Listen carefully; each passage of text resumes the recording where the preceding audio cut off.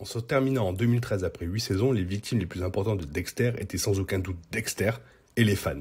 La série tuait sur tout le temps, saison après saison, et Dexter Morgan se parodiait lui-même. En nous laissant comme des cons sur un final merdique, voyant Dexter barbu et surtout toujours vivant, ce qui à l'époque créa la colère chez les fans et envoya Dexter de la catégorie bonne série à la catégorie série avec un final de merde, rejoignant au passage Lost et bien d'autres.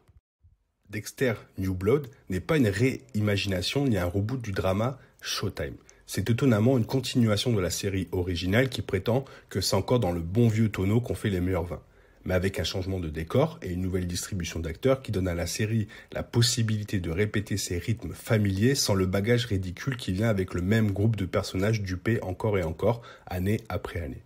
Sans parler du bagage tout aussi dangereux d'avoir à affronter à nouveau l'un de ces personnages. Au lieu de cela, il faut une nouvelle course à une vieille question.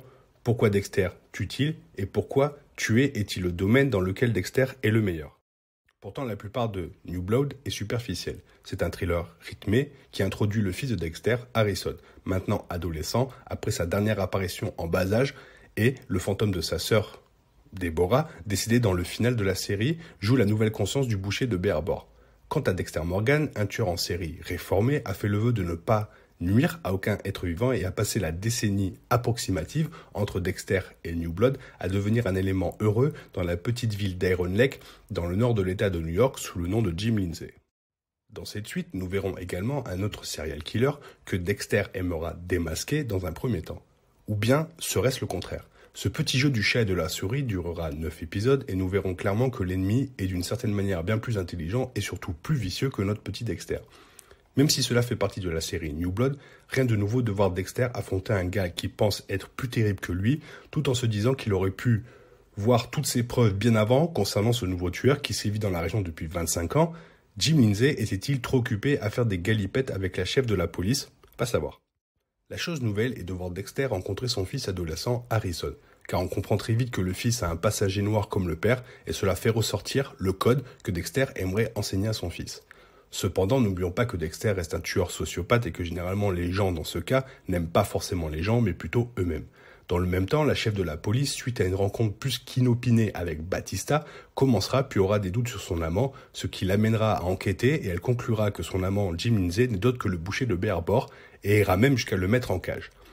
Dexter prendra tout un tas de décisions menant à ce qu'il tue à nouveau avec l'aide de son fils sans même se poser la question de ce que veut son fils. Mon seul regret est de ne pas avoir fait de vidéo avant ce final. Pourquoi?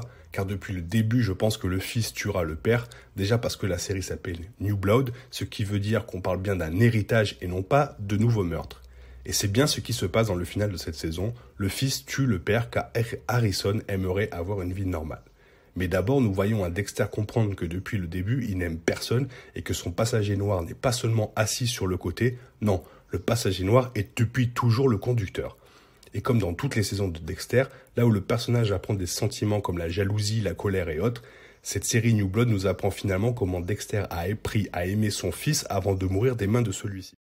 Pour la suite, ne croyez pas que Harrison restera normal si la série est reconduite pour une deuxième saison. Pour l'instant, ce n'est pas le cas. Je vois bien Harrison créer son propre code et continuer sur les traces de son père mort, qui jouera encore un rôle en étant la conscience de celui-ci.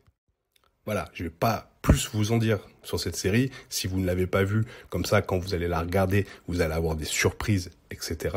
Il y a quelques petits spoilers parce que ça m'a permis de faire cette vidéo. Mais en gros, j'espère que cette vidéo vous a quand même un peu plu. Mais ça vous laisse aussi le choix de la regarder et d'avoir des surprises.